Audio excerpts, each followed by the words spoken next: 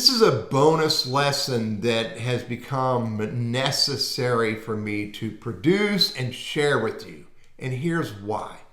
There are more people who are out there trying to hack, hijack, harass professionals and people who are using Zoom meetings. And so in order to combat these problems, Zoom has added more security features that you need to be using when you schedule and you run a Zoom meeting. Let me show you a couple things, scheduling a Zoom meeting and then managing a Zoom meeting in the context of security. So when I go to schedule a Zoom meeting, which by the way, I recommend you schedule Zoom meetings, even if they're going to be a half hour from now. That way you can put them together and you can do the things you need to do to make sure they're security.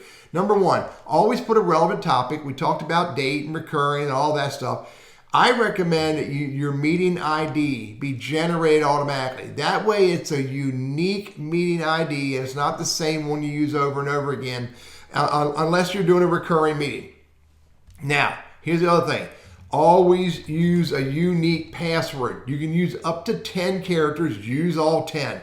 The reason you put a password is so that hackers and problematic people out there trying to find your meeting ID can't find your meeting ID, or if they do, they can't get in without the password. By the way, the password will be encrypted and it will be included in the URL that you share.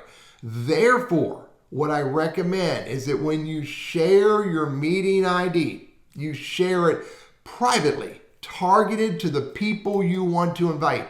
If you're creating a public meeting, you might want to have a gateway like Eventbrite or Meetup or something like that in front of it so you can track who is asking for the Zoom meeting URL, so that you can not give it out to people you don't want to give it out to.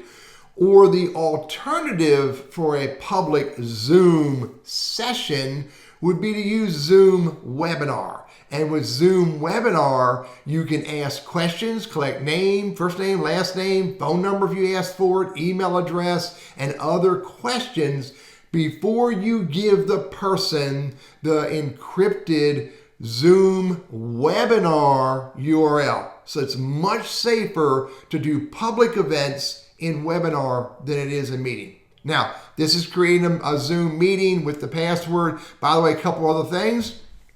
You can also enable waiting room. I recommend you do that for smaller groups so you know who you're letting in. Also, mute participants on entry. I highly recommend you do that. And then you can also have alternative hosts put their email addresses in there so that they're alerted to be a host when they come into Zoom.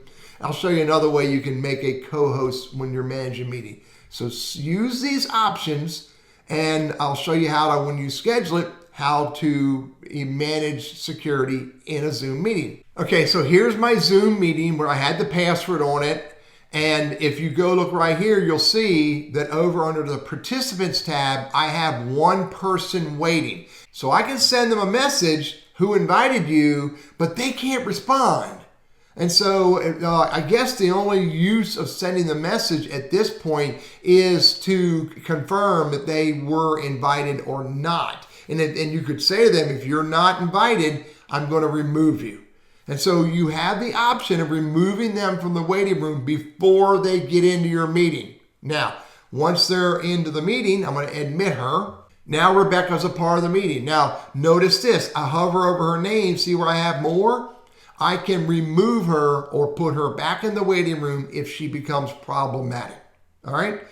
Now, let's talk about another important aspect of security or managing your Zoom meetings. If you have a large group, then what large to me is more than 15 people. I recommend that you have a co-host. Notice I can make Rebecca a co-host.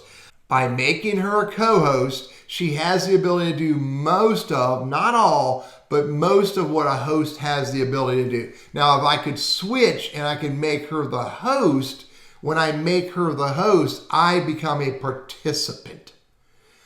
Bottom line, you want to pay attention to these security options. Put a password. Share the Zoom URL privately. If you're going to share it publicly, put it behind a gateway like Eventbrite or Meetup or something like that so people have to register. If you're going to do a larger meeting with 20 or more people, I recommend you go to Webinar. Webinar allows you to have people register and you can ask questions for validation, name, email address, phone number, company, etc., so you validate before they get the URL to the webinar.